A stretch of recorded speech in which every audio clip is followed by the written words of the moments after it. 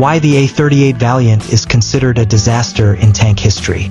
An underperforming tank was the A38 Valiant. During World War II, the heavily armored infantry tank Valiant shielded and fired on advancing men. Instead, it warned against poor engineering, planning, and armor over functionality. Why did the A38 Valiant tank fail? Great Britain designed the Valiant to replace Matilda II and Valentine tanks. British military strategists wanted a modern infantry tank with thick armor to resist German anti-tank weapons and a powerful 6-pounder gun to attack enemy armor in 1943. For this, the A38 Valiant was designed. It seemed Valiant met conditions. Most modern anti-tank weapons couldn't pierce its 114mm armor. Although unremarkable, the 6-pounder cannon could engage tanks and fortifications. The Valiant had many flaws that made it nearly unusable despite its strengths. Lack of movement frightened the tank. The 27-ton A38 had a poor 210 horsepower engine. Even for an infantry tank, its top speed was dismal 12 miles per hour, 19 kilometers per hour.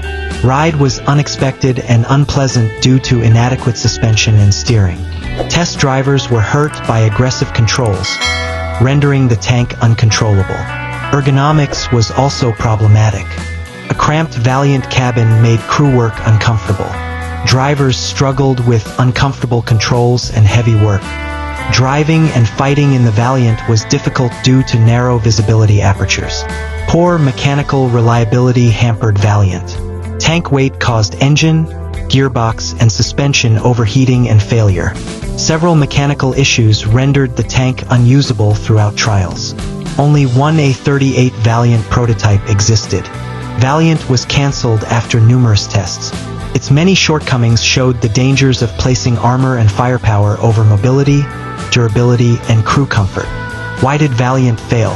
It failed basic combat vehicle standards.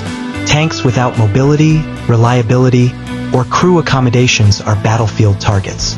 Second, it displayed wartime design and development deficiencies. To build an infantry tank, designers discarded Valiant's failures.